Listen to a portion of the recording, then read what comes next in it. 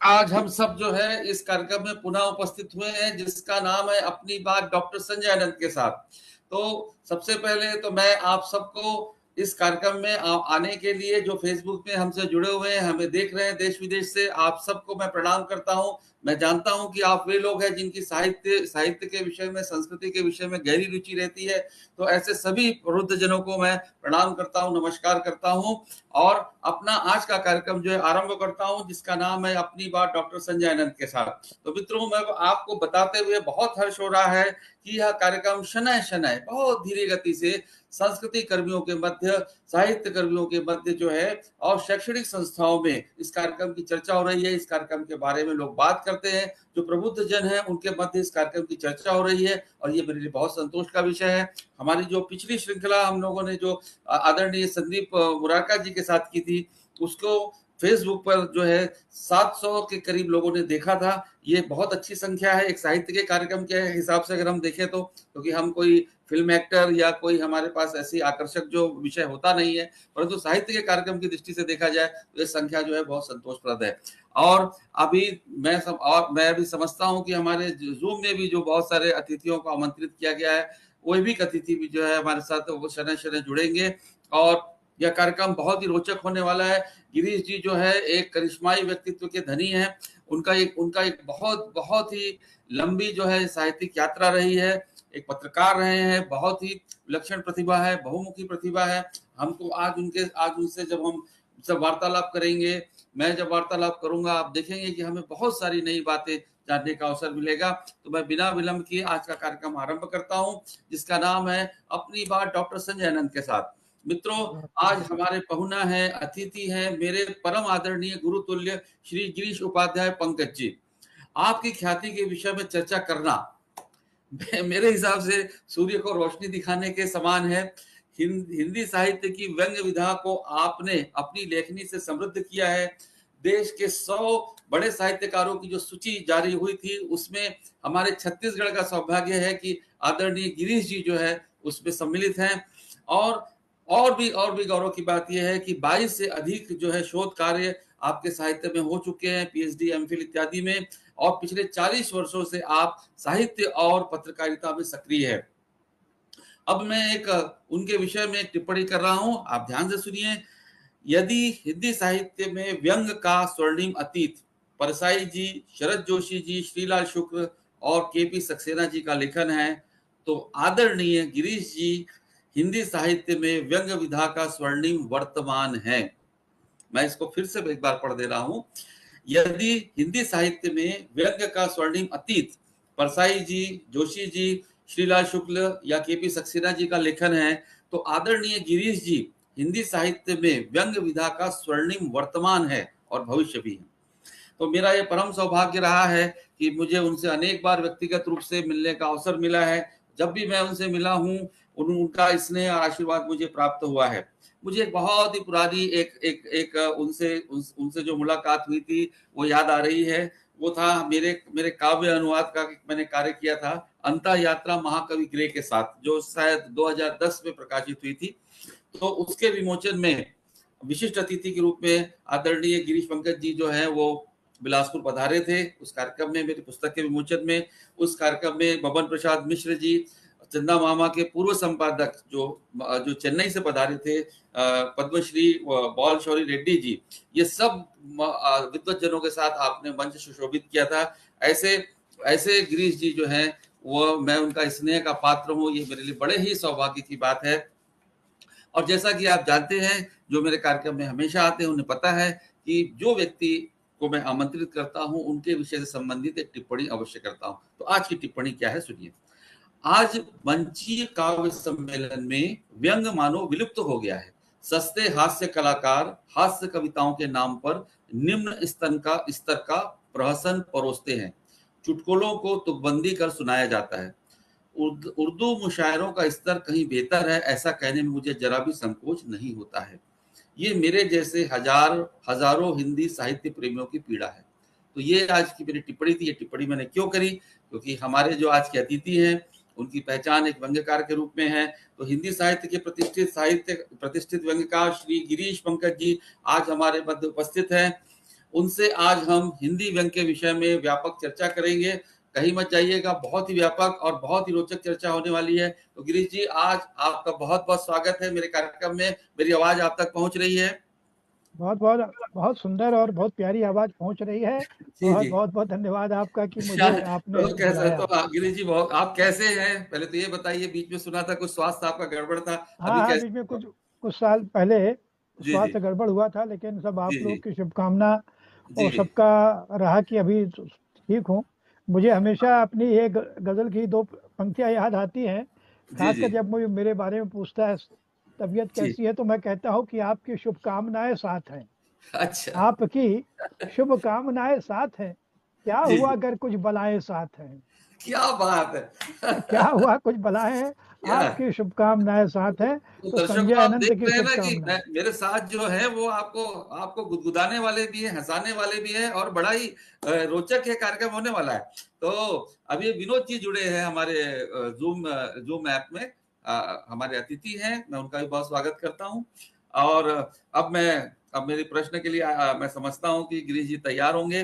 तो सबसे पहला प्रश्न तो मैं जैसा हर साहित्यकार से करता हूँ कि साहित्य लेखन में आपका झुकाव, खासकर व्यंग्य लेखन के प्रति आपका लगाव, ये यात्रा कब से आरंभ होती है?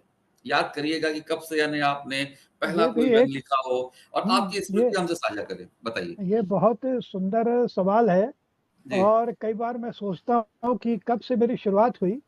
तो जी, अनायास ही मैं जब 18 साल का ही रहा हूँगा, जी, मनेंद्रगढ़ जी, में मेरा निवास था। जी, जी। तब मैंने एक व्यंग्य लिखा था, नेताजी की हार। उस समय आम अच्छा। चुनाव हुआ था शायद। तो जी, उस जी, समय एक नेताजी पराजित हो गए थे। जी, दिमाग में अचानक वो रचना कौंधी।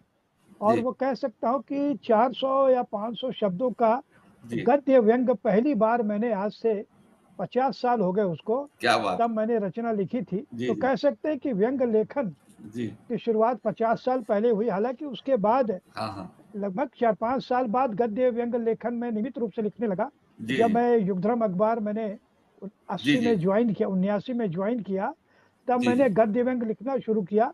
लेकिन अपनी रचना प्रक्रिया की शुरुआत जब मेरी हुई, तो जी, संयोग यह है कि पहली व्यंग्य रचना गद्य थी।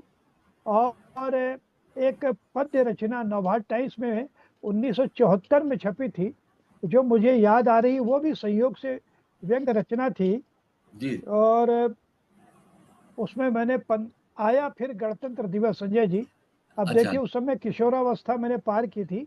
तब हुँ। मैंने एक व्यंग्य लिखा था, जी, जो नवभारत टाइम्स में छपा था, कि जी, जी, आया फिर गणतंत्र दिवस, जी। भाषणबाजी, नारेबाजी, क्या फिर बात है! हो गया जस का तस, जी, बटी मिठाई जी, सबने खाई, जी, बटी मिठाई जी।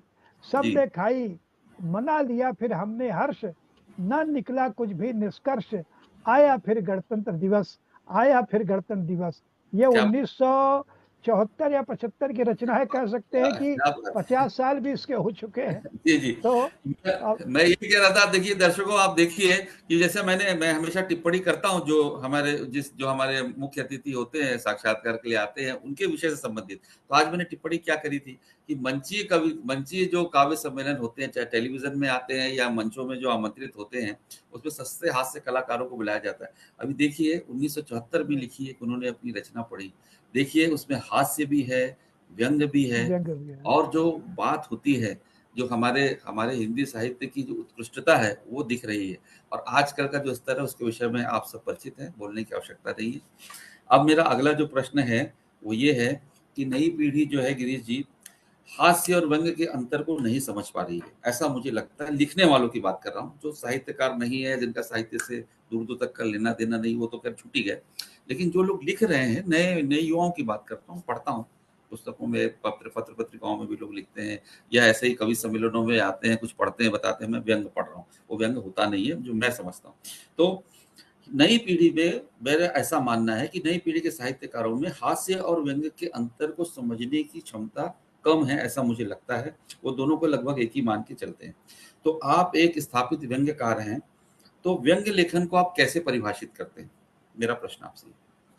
व्यंग्य लेखन को परिभाषित करने का जहाँ तक बात है, तो मैंने तो व्यंग्य की जो परिभाषा दी है, शायद अभी मैं बता जी, दूंगा। एक परिभाषा हमारे जो पुरोधा साहित्यकार हजारी प्रसाद द्विवेदी की मुझे याद आ रही है। जी जी वो कहते हैं कि व्यंग वह कला है जो कहने जी वाला अधरोष्ट से हंस रहा होता है और सामने वाला उसको सुनकर तिलमिला जाता है। यह व्यंग की एक परिभाषा बहुत महत्वपूर्ण है कि हम जी इस जी तरह से अपनी बात मुस्कुराते हुए कह दें कि जी सामने वाला तिलमिला के रह जाए। वही सही मायने में असली व्यंग है। अगर व्यंग साफ साफ दो टूक कहा जा रहा है तो वह जी एक तरह से गाली हो सकती है। जी व्यंग प्रतीकों में कही जाने वाली एक ऐसी विधा है जी जो जी सांप भी मर जाए और जी लाठी भी न टूटी की उक्ति को साकार करती है। जी जी लगभग मेरी परिभाषा यही है कि जी सांप भी मर जाए और लाठी भी नहीं टूटे, हम विसंगतियों पर प्रहार भी कर दें और किसी को बुरा भी न लगे और वो आत्ममंथन के लिए मजबूर हो जाए कि जो इन्होंने कहा है वह कितनी सही बात है। मैं अपनी एक सुंदर उदाहरण में देता हूँ। जब जी मैंने जी एक बार व्यंग लिखा तो एक जी सज्जन मेरे पास लड़ने आ गए। उन्होंने जी कहा कि आपने मुझ पर व्यंग लिख दिया। तो मैंने उन्हें कहा कि ये आप पर व्यंग नहीं है, ये बहुत ही घटिया और निकृष्ट व्यक्ति पर व्यंग है। तो जी वे चुप हो गए, मौन रह गए। वो अपने आप को कह तो नहीं सकते थे कि मैं निकृष्ट हूँ, नहीं निकृष्ट लेकिन जी। लेकिन लिखा ऐसे ही व्यक्तियों पर था।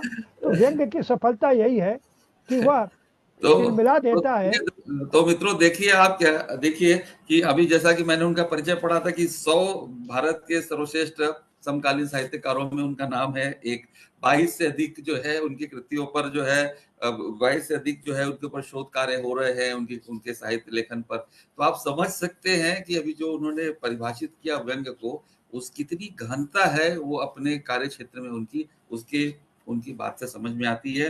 तो अब मैं आगे बढ़ता हूँ। तो देखिए मेरा एक आपसे प्रश्न है, निजी प्रश्न है। पुरानी पीढ़ी की अगर मैं बात कर रहा हूँ, क्योंकि अगर आप व्यंग लिखते हैं तो निश्चित तौर पर आप आपने अपने समय में व्यंग्यकारों को पढ़ा भी होगा देखा जो है। आपकी हाँ पिछली पीढ़ी के हाँ हैं। तो मैं आपके सामने कुछ नाम दे रहा हूँ, ठीक है?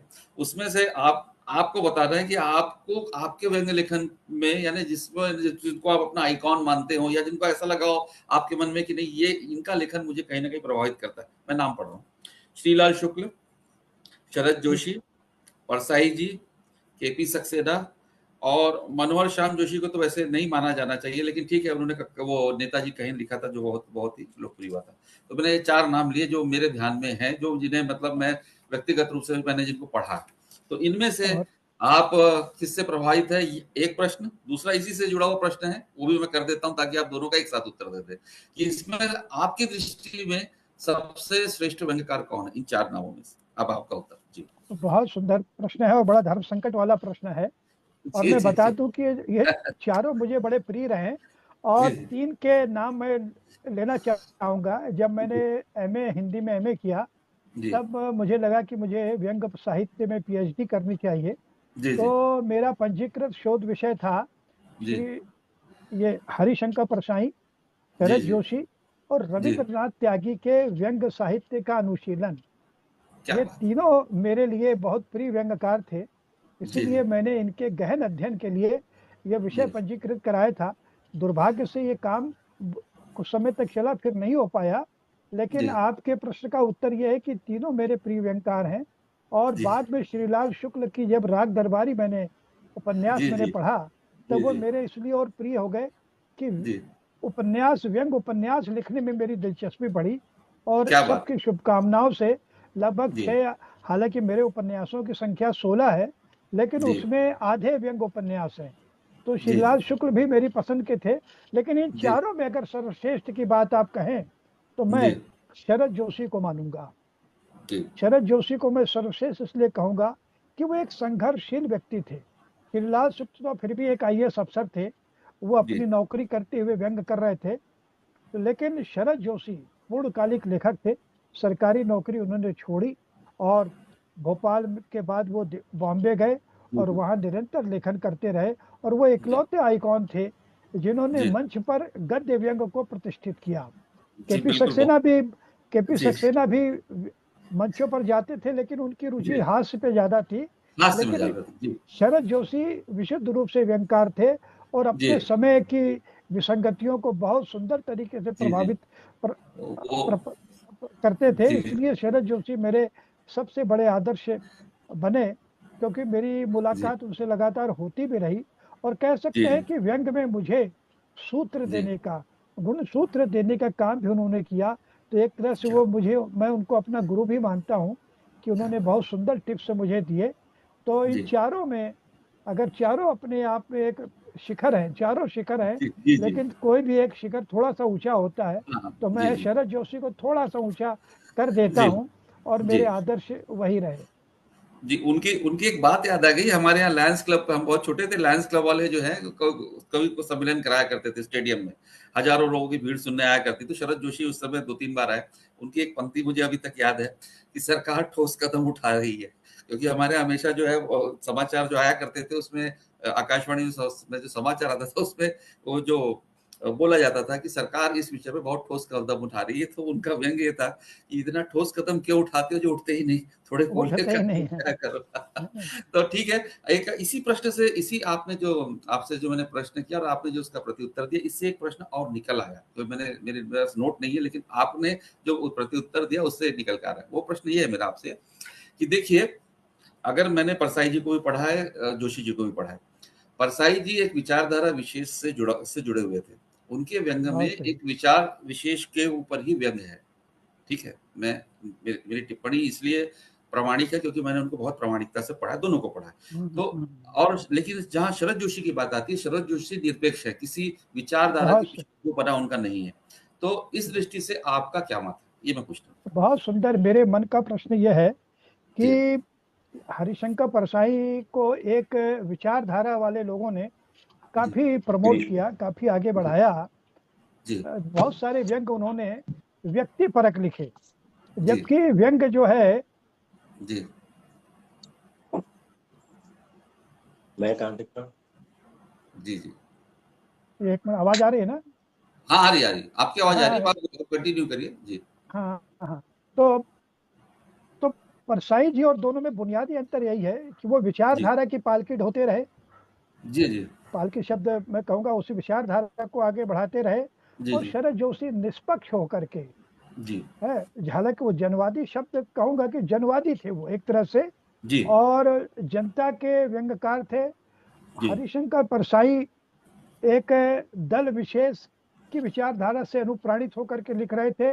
जी इसी कारण की जब उनकी किताब आई विकलांग श्रद्धा का दौर, जी विकलांग श्रद्धा का दौर, उनका जो संग्रह आया, जी उसको साहित्य अकादमी का सम्मान मिला। जी उसके अगर आप व्यंग देखते हैं तो राजनारायण पर व्यंग है, मोरारजी देसाई पर व्यंग है, जी और भी किसी और नेताओं पर व्यंग है। जी तो जी ऐसे व्यंग कालजयी नहीं होते, ये व्यंग पैदा होते हैं और मर जाते हैं। हम जी चूंकि उस पीढ़ी के हैं, इसलिए इन नेताओं को जानते हैं। अगर आज कोई व्यक्ति हरिशंकर परसाई की उन रचनाओं को पढ़ेगा, तो ये तो पहले गूगल सर्च करना पड़ेगा कि भाई ये राजनारायण जी कौन है, मोरारजी जी देसाई कौन है। तो जी, बिल्कुल बिल्कुल। व्यंग ऐसा नहीं लिखा जाना चाहिए जो समय के साथ खत्म हो जाए। या तो जी अगर आप लिख रहे हैं तत्कालिक टिप्पणी है, तो उसकी जी एक अलग कैटेगरी है। व्यंग तो एक शाश्वत सोच वाली चीज है। हालांकि जी परसाई ये भी कहते हैं कि युग के प्रति हमें ईमानदार रहना है, लेकिन सारे व्यंग अगर उसी समय के हो जाएंगे तो बाद की पीढ़ी को हम क्या दे पाएंगे। तो परसाई जी का व्यंग लेखन काफी अच्छा है। हमारी मेरी उनसे मुलाकात भी हुई, और मैंने जी उनका शोध के लिए उनका नाम भी उसमें शामिल किया था। जी लेकिन जी जी। दोनों में मैं बुनियादी अंतर देखता हूँ। इसलिए शरद जोशी के मैं काफी निकट हूँ, क्योंकि वो देखिए पूर्वाग्रह से देखिए मुक्त होकर के देखिए आम दर्शकों, लोगों अब के लिए। अभी अभी देखिए कैसी रोचक चर्चा हो रही है। आप सबको भी बहुत आनंद आ रहा होगा। और देखिए वो कबीर संगत साधु की, ठीक है, जो गंदी का बात, जो गंदी कुछ थी नहीं तो भी बात सुबात। तो ऐसे विद्वत लोगों के साथ जब हम बैठते हैं, तो उनके साथ बैठने से ही जो है वो विद्वता जो है वो चारों ओर उसकी औरा कह लीजिए, या उसकी जो खुशबू है वो फैलने लगती है। तो देखिए कितनी गहनता से उन्होंने अभी प्रत्युत्तर दिया है मेरे जो प्रश्न थे। अब मैं सीधा वह आपकी रचना धर्मिता पर आता हूँ। तो गिरीश जी, अभी तक आपकी कुल 115 पुस्तकें प्रकाशित हुई हैं। 20 खंडों वाला 8,000 से अधिक पुस्तक का गिरीश पंकज रचनावली प्रकाशित हुई है। जी हाँ। अब इसी बात पे मतलब अब जैसे जो है युवा लोग आपको प्रणाम करेंगे कि 8,000 पुस्तक पेज वाला 20 खंडों का आपका रचनावली प्रकाशित हुआ है, जीवन काल में हुआ है। ठीक हाँ है, हाँ। ये सबसे बड़े सौभाग्य की बात है ना? ये तो बहुत सारे रचनाकार होते हैं जिनकी रचनावली प्रायः जो है उनके उनके संसार भौतिक देह छोड़ने के बाद होती है। ये आपका बहुत बड़ा सौभाग्य। 115 पुस्तकें आपकी प्रकाशित भी हो चुकी हैं। इतना वृहत साहित्य सृजन आपने किया है, उसमें आपका व्यंग्य भी है और कहानियाँ भी आपने लिखी हैं। आप एक पत्रकार के रूप में आपका आपका एक करियर तो है ही, जैसा कि मैं जानता हूँ। तो आप आयु के जिस पड़ाव में हैं, तो आप अपनी पिछली पूरी साहित्य यात्रा को कैसे देखते हैं? अपनी रचनाधर्मिता को कैसे परिभाषित करेंगे? मेरा प्रश्न आपसे। बहुत सुंदर प्रश्न है। और ये मैं भी अपने आप को जब साक्षी भाव से देखता हूँ तो चकित हो जाता हूँ कि इस उम्र तक आते आते मैंने इतना लेखन किया कि प्रकाशक को लगा कि इनकी रचनावली छापनी चाहिए। और ये मेरी ओर से ऑफर नहीं था, जी, दो जी। दो प्रकाशकों का था। और बाद जी, में तो जी। एक और प्रकाशक जुड़ गए, उन्होंने कहा कि जी। हाँ, हमको आपने क्यों नहीं दिया, उसको क्यों दे दिया। तो अच्छा। पहले किताबगंज प्रकाशन ने रचनावली छापना शुरू किया, लेकिन कोविड काल आ गया तो वो जी। बेचारे नहीं कर पाए। फिर बाद में भोपाल के ज्ञान मुद्रा प्रकाशन ने मुझसे संपर्क किया कि सर मैं छापना चाहता हूँ। तो फिर जी। मैंने फाइनली उनको दे दिया। और ये आपको जी। जान करके अच्छा लगेगा कि 20 जी। खंड तो आ गए, 2 खंड और आने वाले हैं। जी, जी, जी। 2 खंड अभी प्रकाश्य है, जी, प्रेस जी, में है। जी। तो इतना लेखन पता नहीं कैसे होता गया, ये आपने जो पूछा।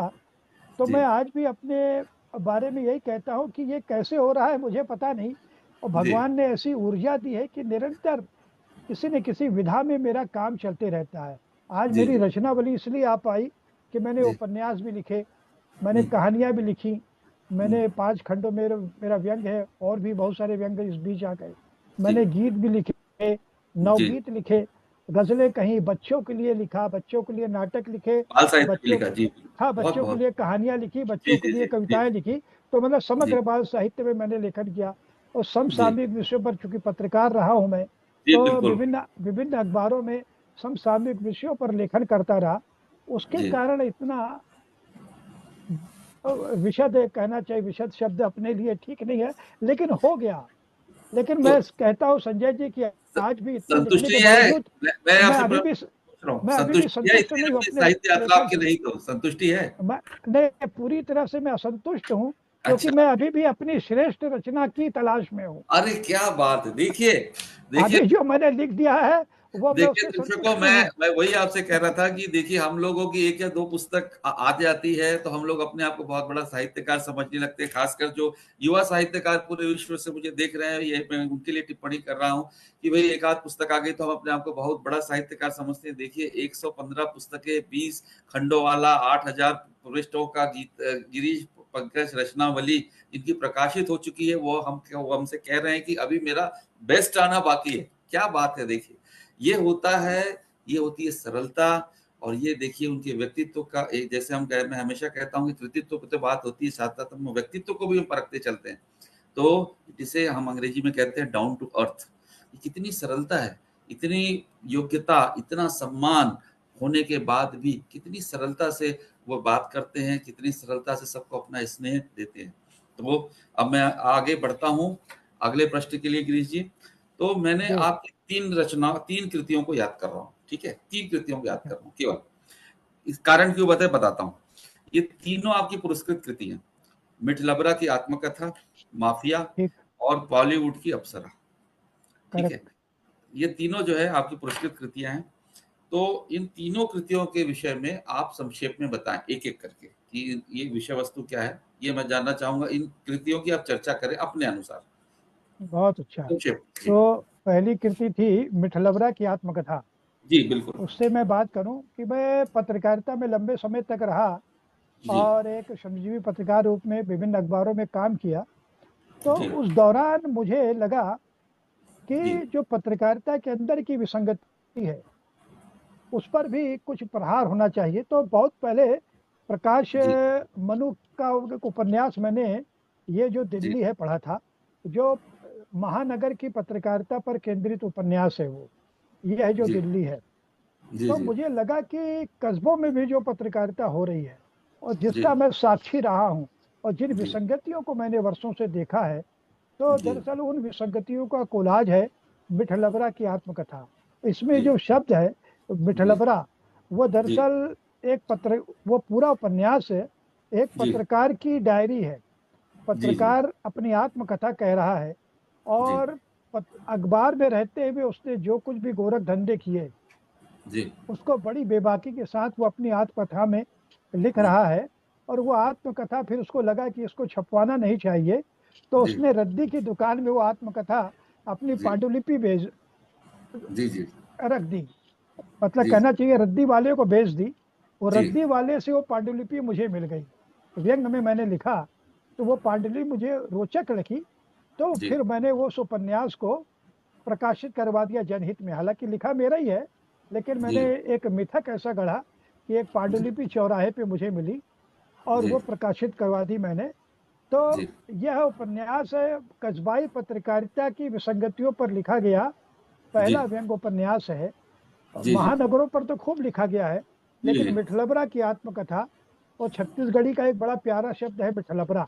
जी जी वो वही मैं यहाँ वही चाह रहा था कि आप उसको उसका उल्लेख कर दें, क्योंकि जो हमारे छत्तीसगढ़ के बाहर के दर्शक है उनके लिए वो शब्द नया होगा हाँ कि हाँ, इसलिए पिछड़ा बता वाला देता हूँ किसको बाहर के कहते जो हैं हमारे छत्तीसगढ़ मित्र में। सुन रहे हैं। देखिए, जी जी शब्दकोश में दोनों शब्द हैं। अच्छा शब्दकोश में मीठा भी है तो उसको मिठ भी कहते हैं, और जी लबरा जो होता है, लबारी मारना, झूठा व्यक्ति जी जी होता है, तो उसको, तो जी दोनों का युग्म है, शब्द जी युग्म है मिठलबरा। तो वह जी ऐसा व्यक्ति जो झूठ बोलता है और बड़े मीठे मिठास तरीके से मिठास बोलता से है, झूठ बोलता है। जी तो जी उसको जी छत्तीसगढ़ी में मिठलबरा कहते हैं। तो जी मुझे जी लगा छत्तीसगढ़ी का एक बड़ा प्यारा शब्द है, इसे जी राष्ट्रीय फलक पर ले जाना चाहिए। जी तो जी फिर मैंने मिठलबरा की आत्मकथा जी शीर्षक रखा। और ये हम्म, बड़ा सौभाग्य रहा मेरा कि उसका जी तेलुगु में अनुवाद हुआ, उसका जी उड़िया में अनुवाद हो चुका जी जी है। तो जी जी एक ये मिठलबरा की आत्मकथा, और दूसरा जी माफिया, बहुत अच्छा आपने सवाल, बहुत अच्छी कृति को जी आपने चयनित किया। जी मिठलबरा साहित्य जगत, ये माफिया जो है, जी साहित्य जगत के छल छंदों पर केंद्रित है। क्या इसका बात है। उसका एक करेक्टर जो है आईएएस अफसर है, आईपीएस जी अफसर है, जी स्वर्ण कुमार कश्यप। एक जी काल्पनिक नाम है कि किस जी तरह से समाज में दो तरह के लोग हैं। एक अधिकारी वर्ग है, और जी दूसरा विशुद्ध रूप से लेखक है, जो जी अधिकारी नहीं है लेकिन पूर्णकालिक लेखक है। उन जी दोनों के द्वंद्व की कथा है माफिया। तो जी साहित्य में हम सबको पता है किस तरह से माफिया सरगर्म है। सही बात। बहुत पहले संचेतना ने, जब जी महेश सिंह जिंदा थे, तब जी उन्होंने संचेतना पत्रिका में माफिया पर सीरीज शुरू की थी। तभी मेरे दिमाग में आया क्यों नहीं इस उपन्यास का नाम माफिया रख दिया जाए। तो जी साहित्य में जो उठापटक होती है, जी अच्छे लोग को गिरा देना, जो अफसर है उसको आगे बढ़ाना, तो ये जो खेल चलता है, जी उसको 250 पेज के उपन्यास में मैंने दर्ज व्यक्त किया, और जी उसका शीर्षक रखा माफिया। जी और तो ये दो उपन्यास हो गए। और तीसरा तीसरा बॉलीवुड उपन्यास, की अप्सरा। जी हाँ, बॉलीवुड की अप्सरा। दरअसल जो छोटे छोटे कस्बों में सिनेमा उद्योग पनपा है, जी जैसे जी हमको पता है कलकत्ता में जो होता है उसको हम टॉलीवुड कहते जी हैं। जी जी जी लाहौर में जो फिल्म है उसको जी हम लॉलीवुड कहते हैं। जी बॉम्बे जी में फिल्म उद्योग को हम बॉलीवुड कहते हैं। तो जी जी मैंने एक शहर बनाया, पालपुर। अच्छा। पालपुर एक शहर है जहाँ जी फिल्म उद्योग पनप गया, नया राज्य बन गया है, और जी बहुत जी तेजी के साथ फिल्म उद्योग पनपा हुआ है। तो जी लोग जी उसे बॉलीवुड कहने लगे हैं। तो जी जी उसमें उस बॉलीवुड में फिर नई नई लड़कियां आ रही हैं, जो गांव जी से आ रही हैं, शहर में आ रही हैं, उनको हीरोइन बनना है, कहे जी कि जी अप्सरा बनना है। तो वो जी बॉलीवुड की अप्सरा दरअसल जी एक ऐसी गांव की पार्वती नाम की लड़की की कहानी है, जो जी शहर जी में आके, उसको पार्वती नाम उसको ठीक नहीं लगता, तो वो जी अपने जी आप को पैरी कर लेती है। अपने आप को अच्छा। कहती मैं पैरी हूँ, जैसे गैरी हैरी। तो वो जी पैरी जी हो जाती है, और जी जी धीरे धीरे वो दलदल में फंसती चली जाती है अप्सरा बनने के चक्कर में। कभी कोई किसी निर्माता के साथ उसके संबंध हो जाते हैं, कभी किसी हीरो से हो जाते हैं। तो पूरा उपन्यास बॉलीवुड की अप्सरा पर केंद्रित है। अंत जी में उसको आत्मग्लानि होती है, विभिन्न हथकंडों में वो फंस जाती है, और फिर वो गिरफ्तार होकर के जेल पहुंच जाती है, और जेल में ही वो आत्महत्या कर लेती है। फिर उसकी लाश जो है गांव भेजी जाती है, और गांव में उसका अंतिम संस्कार होता है, और माता पिता आखिर में संवाद है, माता पिता कहते हैं कि देखो शहर ने एक सीधी सादी लड़की को क्या से क्या बना दिया, वही उपन्यास खत्म होता है। तो कस्बाई फिल्म उद्योग की विसंगतियों का एक कोलाज है बॉलीवुड की अप्सरा। क्या बात है। आज हमारे साथ में जूम में मेरे मित्र हैं और बहुत अच्छे कवि हैं, अशोक शर्मा जी। आप पहले अभी रिटायर हो गए, पहले एचईसीएल में सीनियर इंजीनियर थे। आपने टिप्पणी करी है, मैं टिप्पणी पढ़ के बता रहा हूँ। उन्होंने अभी टिप्पणी लिखी है, श्री संजय द्विवेदी की एक पुस्तक में आपने भूमिका लिखी है, उसे मैंने पढ़ा तब आपको जाना। ये उनकी टिप्पणी है, अच्छा आदरणीय अशोक शर्मा जी। अभी उन्होंने टिप्पणी करी आपके ऊपर। अच्छा अच्छा, बहुत बहुत जी धन्यवाद उनको। जी। और बहुत साहित्य प्रेमी हैं और साहित्य पढ़ते हैं। मेरे बहुत अच्छे मित्र हैं, साहित्य से जुड़े हैं। वहाँ बिलासपुर में स्थानीय स्तर पे जो काव्य गोष्ठियां होती है उसमें नियमित रूप से काव्य पाठ भी करते हैं। बहुत सुलझे हुए व्यक्ति हैं। और बहुत अब अच्छा। मैं अपने कार्यक्रम को आगे बढ़ा रहा हूँ। और जो बहुत सारे मित्र जो हैं, अभी मैंने देखा बहुत सारी संख्या बढ़ते चले जा रही है। फेसबुक में भी लोग देख रहे हैं आपके हमारे इस कार्यक्रम को। अब मैं आ रहा हूँ आपकी पत्रकारिता के ऊपर। आपका जो कैरियर है, यानी जो एक आजीविका का, अगर मैं कहूँ तो गलत ना होगा, कि एक ठीक युग बात। धर्म, बिलासपुर टाइम्स, नव भारत, दैनिक भास्कर में इसमें आपने एक रिपोर्टर, पत्रकार के रूप में अपना जो है वो जीवन यापन किया है। आपने इसमें अपना एक कैरियर बनाया है। उसके बाद आप एक पत्रिका सद्भावना दर्पण जो है, उस जो मासिक पत्रिका है, इसका आप संपादन भी करते हैं, ये मेरी जानकारी है। ठीक है। तो मेरे 2 प्रश्न होंगे इसमें। एक तो पहला प्रश्न ये है कि आपका जो ये जो एज़ ए रिपोर्टर, बहुत ही मैं समझता हूँ कि एक जब युवा के रूप में आपने ऐसे इन समाचार पत्रों को जॉइन किया होगा तो बहुत ही आपको संघर्ष करना पड़ा होगा। क्योंकि मुझे मालूम है बिलासपुर टाइम्स, युगधर्म, उस ज़माने में नव भारत कह लीजिए, इसमें इसमें वेतन क्या मिलता था और किस प्रकार का यहाँ पे माहौल होता था। तो वो अगर आपके कोई अनुभव हो जो आप साझा करना चाहें वो करिए। एक पत्रकार के रूप में आपका क्या अनुभव रहा जीवन का। और उसके बाद दूसरा प्रश्न इसी से जुड़ा हुआ है कि आप एक अपनी पत्रिका निकालते हैं, सद्भावना दर्पण मासिक पत्रिका। तो उसके उसके संपादन के रूप में काफी समय से आप उसका संपादन कर रहे हैं, आपकी पत्रिका है वो।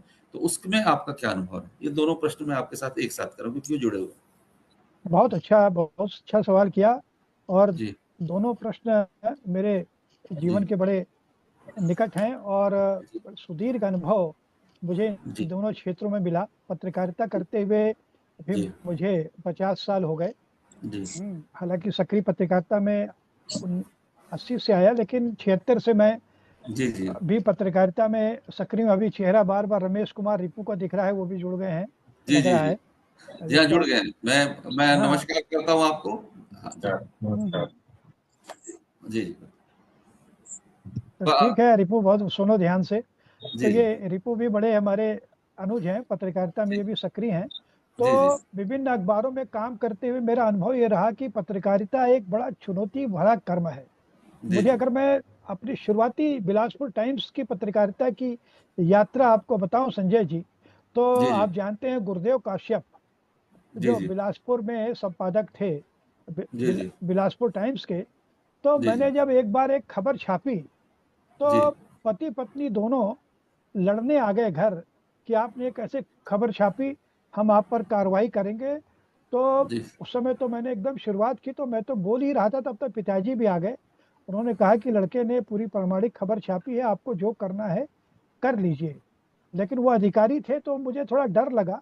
उसी समय गुरुदेव कश्यप को मैंने बुलाया था मनेनगढ़ पत्रकारिता जी पर बात करने के लिए। जब मैंने उनसे ये कहा कि इस तरह से धमकी मिल रही है, तो उन्होंने बहुत अच्छी बात की कि अगर किसी पत्रकार को कोई धमकी न मिले, कहीं उस पर हमला करने की कोई कोशिश न करे, तो समझ जी जाइए उसकी पत्रकारिता पूरी तरह से सफल नहीं है। तो जी जी चिंता मत करो, काम करते रहो। जी और फिर मैंने विभिन्न अखबारों में चीफ सिटी रिपोर्टर के रूप में मैंने काम किया। और जो स्टिंग ऑपरेशन होता है आज, जो टीवी के माध्यम से होता है, वो हमने प्रिंट लाइन में रहते हुए किया। कैसे जी पता लगा कि नकली तेल का कारोबार चल रहा है, तो एक तेल का व्यापारी बन करके 2-3 व्यापारियों के यहाँ जा करके मैंने तेल जी का सौदा करने की कोशिश की, और पता चला कि हाँ, नकली कारोबार हो रहा है। फिर उसके बाद मैंने भास्कर में उसकी रिपोर्टिंग की, और उस रिपोर्टिंग के कारण मुझे केपी नारायण पत्रकारिता का 21,000 का सम्मान भी मिला। क्या और बात इसके है। पहले एक और पत्रकारिता की चुनौती वाली बात बताऊं कि पता चला जब मैं नवभारत में था तो जी एक लॉज में एक बुजुर्ग महिला को कैद करके उसके मैनेजर ने रख छोड़ा था, इसलिए जी कि वो किराया नहीं दे पा रही थी लॉज का, होटल जी का। जी लड़का उनको माँ को छोड़ करके चला गया था और जी 5-7 दिन हो गए थे, लड़का लौटा नहीं। और वो जी सेठ को, दुकानदार, मैनेजर को पैसे चाहिए थे और करते करते 5-6 दिन हो गए जी और वो उनको कैद करके रखा, नहीं जब तक मैं, तुम्हारा बेटा नहीं आएगा पैसे नहीं देगा मैं तुमको नहीं छोड़ूंगा। मुझे ये बात पता चली तो मैं अपने कैमरामैन हमारे गोकुल सोनी को लेकर के वहाँ गया जी और बकायदा उस महिला की मैंने तस्वीर उतारी। और मैनेजर रोक रहा था कि आप ये क्या कर रहे हैं, मैंने कहा कि नहीं, हम इसकी एक रिपोर्ट बनाएंगे और तुमने जो गलत काम किया है हम उसको एक्सपोज करेंगे। तो वो फिर दूसरे दिन वो खबर नवभारत में प्रमुखता के साथ छपी और उसका परिणाम यह हुआ कि पुलिस आई और वो महिला को मुक्त किया गया। ऐसे बहुत सारे अनुभव रहे जब मुझे लगा कि नहीं, पत्रकारिता भी एक बड़ा चुनौती भरा काम है और अभिव्यक्ति के खतरे, मुक्तिबोध कहते हैं ना, व्यक्ति के खतरे उठाने पड़ते हैं। तो जी पत्रकारिता में रह करके मैंने अभिव्यक्ति के खतरे उठाए। बहुत सारे उदाहरण मैं दे सकता हूँ लेकिन वो आत्मश्लाघा हो जाएगी कि जी कैसे जी अफसरों के साथ हम भिड़ जाते थे, जी नेताओं से भिड़ जाते थे, बड़े बड़े नेताओं से जी सवाल करते थे। वो एक जी अलग इतिहास हो जाएगा।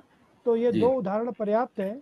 और जी रही अब सद्भावना दर्पण की बात, तो मैं जी आपको बताऊं कि एक बड़े अखबार में काम करते हुए, सीनियर सब एडिटर होते हुए भी मैंने अंत जी में वो अखबार छोड़ा।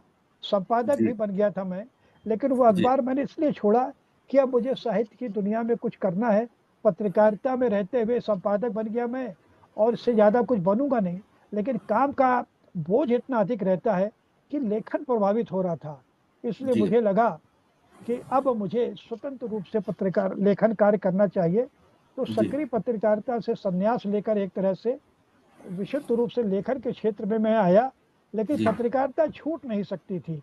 तो मैंने जी कहा कि अब मैं साहित्यिक पत्रकारिता करूंगा। जी और उस समय मेरे मन में ये विचार आया कि एक ऐसी पत्रिका निकाली जाए। देश जी में उस समय बहुत सारी पत्रिकाएं निकल रही थी, जी लेकिन मैं चाहता था कि ऐसी पत्रिका निकाली जाए जो भाषाई सद्भावना की दिशा में काम करे। तो मेरे दिमाग में सद्भावना नाम आया कि मैं जी सद्भावना का दर्पण दिखाऊं। मेरी पत्रिका में तमिल, तेलुगु, कन्नड़, जी मलयालम, अंग्रेजी, फ्रेंच, तमाम विश्व की जितनी भाषाएं हैं उनकी जी रचनाओं का हिंदी अनुवाद प्रकाशित करूं। और ये सबसे अच्छी बात रही कि इस महादेश से, विभिन्न इलाकों से मुझे अनुवाद भी आने लगे, दक्षिण से खूब अनुवाद आने लगे। जी मैंने मलयाली अंक निकाला, तेलुगु अंक निकाला, कन्नड़ अंक भी प्रकाशनाधीन है, जी छत्तीसगढ़ी साहित्य पर निकाला। और सबसे बड़ी बात है पाकिस्तानी साहित्य। पाकिस्तान में जो साहित्य लिखा जा रहा था, बहुत उच्च श्रेणी का साहित्य लिखा जा रहा है वहाँ। अच्छा पाकिस्तान की राजनीति अलग है, जी लेकिन जी जो साहित्य सही लिखा कहा। जा रहा है वो बहुत उत्कृष्ट है, मनुष्य को मनुष्य बनाने वाला साहित्य है। तो जी पाकिस्तानी साहित्य पर भी मैंने एक अंक निकाला और वो जी सिलसिला लगातार पिछले 30 सालों से जारी है जी साहित्यिक पत्रकारिता का। तो जी सक्रिय पत्रकारिता छोड़ करके मैंने साहित्यिक पत्रकारिता शुरू की और उस पत्रिका का नाम रखा सद्भावना दर्पण, जो 30 साल से लगातार निकल रही है। पहले मासिक थी, लेकिन वित्तीय संकट के कारण मैंने बाद में उससे फिर त्रैमासिक कर दिया और अब नियमित रूप से वो त्रैमासिक रूप से निकल रही है। जी आदरणीय आदरणीय आदरणीय विनोद जी ने टिप्पणी करी है। उनकी टिप्पणी है विनोद जी की। उनकी टिप्पणी है। मैं पढ़ नहीं पा रहा हूँ, एक मिनट ना। उनकी कुछ टिप्पणी उन्होंने करी है, मैं पढ़ नहीं पा रहा हूँ, कुछ अब एक झलक व्यवधान मैंने चल। भी देखी, कुछ किए है जी, जी, उन्होंने। हाँ, हाँ, कुछ उसमें हाँ, व्यवधान आ रहा है। तो देखिए, हाँ, ऐसा है कि ये तो अभी मैंने जैसे आपसे कहा था कि ये पहला सत्र था जिसमें मैंने प्रयास किया गागर में सागर को गागर में भरने का, क्योंकि इतना बड़ा व्यक्तित्व है, इतना उनका बड़ा विस्तृत कार्य क्षेत्र रहा है, तो उनको उनके सभी जीवन के पहलुओं को थोड़ा-थोड़ा छूने का प्रयास किया। क्योंकि अगर मैं एक ही विषय पर अगर जाता तो शायद 1 से 2 घंटे का कार्यक्रम केवल एक विषय पर ही हो सकता है। क्योंकि इतना विस्तृत कार्य क्षेत्र रहा है आदरणीय गिरीश जी का। और मैं अंत में अंतिम, चूंकि मेरा मेरा सत्र समाप्त होगा और अब जो है दर्शकों का सत्र आरंभ होगा, वे आपसे प्रश्न करेंगे।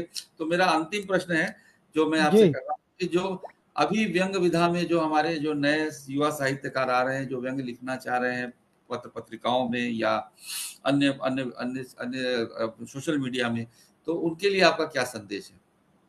मेरा एक संदेश यही है कि जी हमें एक तो आत्म दीपो भव, अपदीपो जी भव बनना है। हमें जी अपना दीपक स्वयं बनना है और जी सतत अध्ययन करना है। हम लोगों ने भी जब व्यंग लिखना शुरू किया जी तो उस समय हम हरिशंकर परसाई, शरद जोशी जी और इसके जी पहले बाल मुकुंद गुप्त, जी भारतेंदु हरिश्चंद्र, इन सब जी को हम लगातार पढ़ते रहे। जी जी उसको उन सबको पढ़ने का, अमृतलाल नागर, तो इन जी सबको पढ़ने के बाद एक दृष्टि खुलती गई। तो मैं जी नए लेखकों से यही कहना चाहता हूं जो व्यंग के क्षेत्र में आना चाहते हैं कि जी उन्हें सिर्फ व्यंग शब्द सुन करके लिखना स्टार्ट नहीं कर देना चाहिए। हो यह रहा है कि कविता को सब जानते हैं तो कविता लिखने बैठ जाते हैं, लेकिन न उसमें तुक रहता है, न छंद रहता है, कुछ नहीं रहता, अर्थ भी नहीं रहता। एक फूहड़ तुकबंदी होती है। पता लगा युद्ध हो रहा है, लेबन ये अभी युद्ध चल रहा है इसराइल और ईरान में, अमेरिका घुसा हुआ है, तो ऐसी कविता लिख देंगे कि अमेरिका खड़ा हुआ है, बीच रास्ते में अड़ा हुआ है, इधर इसराइल फेंक रहा है बम, हम परेशान हो गए हैं हम। मतलब इस तरह की तुकबंदी फूहड़, जो विषय गद्य का होना चाहिए वो गद्य का होना चाहिए। जी कविता जी एक बड़ी चीज है, तो व्यंग जी भी एक बड़ी चीज है। मैं सबसे यही कहता हूं कि आप व्यंग विशुद्ध रूप से सामाजिक परिवर्तन के लिए व्यंग लिखिए। आप हास्य उसमें जबरदस्ती घुसेड़ने की कोशिश मत कीजिए। जैसे जी आपने शुरू में कहा, हास्य एक अलग चीज है, व्यंग एक अलग चीज है। जी हास्य हंसाने के लिए होता है, व्यंग लोगों को जगाने के लिए होता है। तो व्यंग का उद्देश्य ज्यादा बड़ा है। जी जी इसलिए मैं नई पीढ़ी से कहता हूं कि आप व्यंग को गंभीरता के साथ एक साहित्यिक विधा के रूप में देखें। जी कालमों में व्यंग छप जाता है, अखबारों में, इसलिए हम कुछ भी लिख दें वो व्यंग नहीं है। व्यंग जी एक गंभीर विधा है। उसको तभी समझ में आएगी जब हरिशंकर परसाई को पढ़ेंगे, शरद जोशी को पढ़ेंगे, श्रीलाल शुक्ल को पढ़ेंगे, रविन्द्रनाथ त्यागी को पढ़ेंगे। जी जी। तो मैंने देखा कि आज गिरीश जी के साथ में बहुत ही ज्ञानवर्धक चर्चा हुई, बहुत रोचक चर्चा हुई, और जितने भी दर्शक मुझे देख रहे हैं वो मुझसे 100% सहमत होंगे कि हमें बहुत कुछ नया जानने मिला, और बहुत सारी बातें ऐसी होती जो हम सतही तौर पे जानते हैं, उनके उन विषयों पर हमें गहराई से उतरने का अवसर मिला। ये एक जी सर। बहुत बड़ी बात है आज गिरीश जी के साथ जो चर्चा हुई। अब मित्रों, मेरे कार्यक्रम का ये जो दूसरा सत्र होता है, अंतिम सत्र होता है, इसमें मैं प्रश्न नहीं करता हूँ। ये मैं इसलिए प्रयास करता हूँ कि मैं ये नहीं मान के चलता हूँ कि मैं ही सब जानता हूँ और मेरे को ही सारे प्रश्न करने का अधिकार है मेरे कार्यक्रम में। मैं चाहता हूँ कि दर्शकों का भी जुड़ाव हो, इसलिए मैंने इस कार्यक्रम की रूपरेखा ही ऐसी रखी है कि पहला मेरा साक्षात्कार हो जाए, उसके बाद जो दर्शक देख रहे हैं, चाहे वो ज़ूम में हो या फेसबुक में जो लाइव हमारा प्रसारण होता है, उनमें जो भी प्रश्न वो करना चाहें करें, और वो प्रश्न जो है गिरीश जी उसका उत्तर देंगे।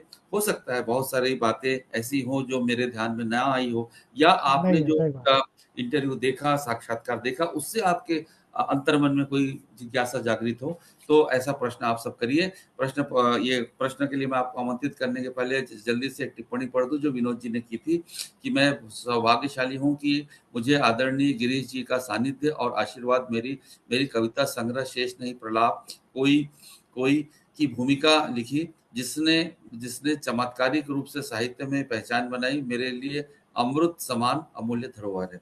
तो विनोद जी, आपका बहुत बहुत बहुत धन्यवाद, आपने टिप्पणी करी। अब ये सेशन चालू होता है, आप अपने अपने आप को आप लोग सब लोग अनम्यूट कर लीजिए, और जो आपके प्रश्न है आप पूछिए।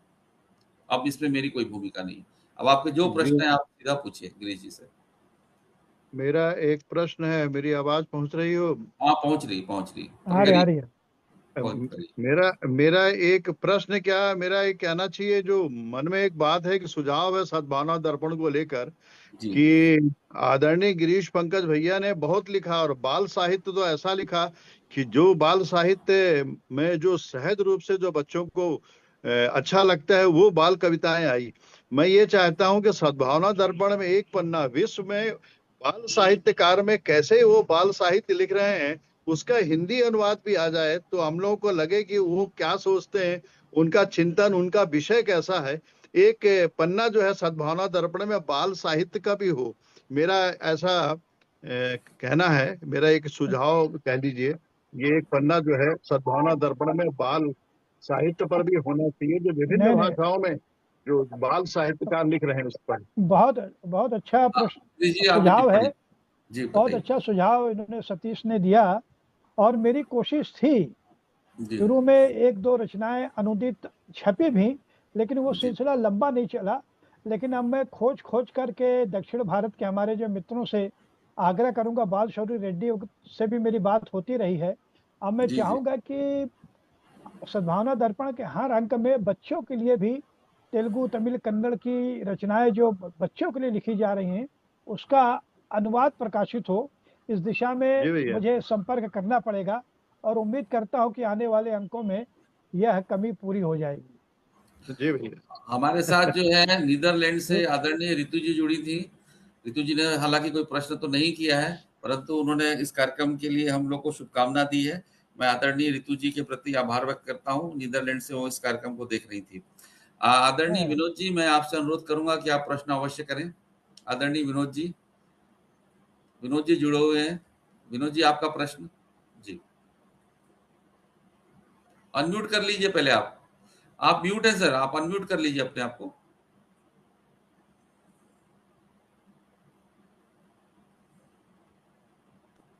जी, हाँ मेरे लिए सौभाग्य की बात है सर जी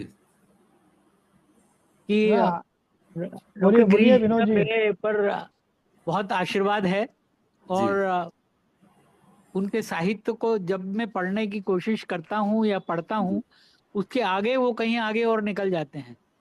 तो जी मैं जी जी। उनके पूरे साहित्य को पढ़ ही नहीं पा रहा हूँ। मेरे क्या लिए बात। ऐसा लग रहा है कि ये जीवन कम है।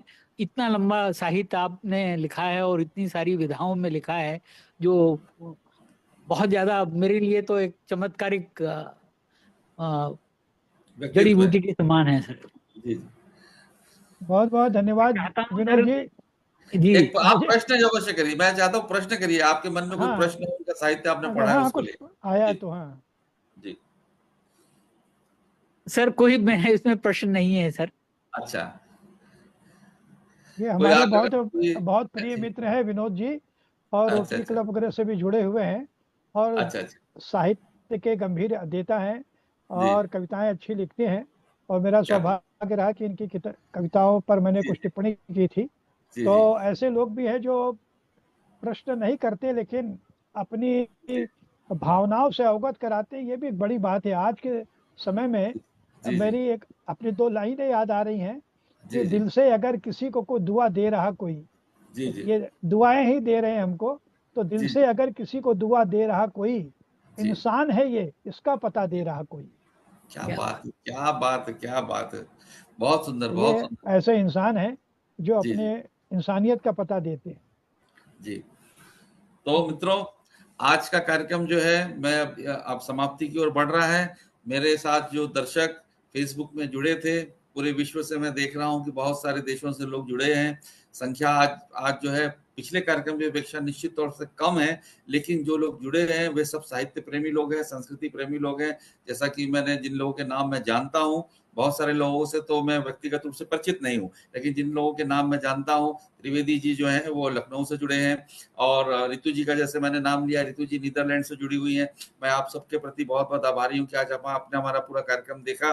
और जो हमारे अतिथिगण जो है आज कार्यक्रम में पधारे रमेश थे, तिवारी, गिरीश जी के रमेश अनुरोध कुमार पर, रमेश कुमार उनको रिपू भी भी जुड़े थे।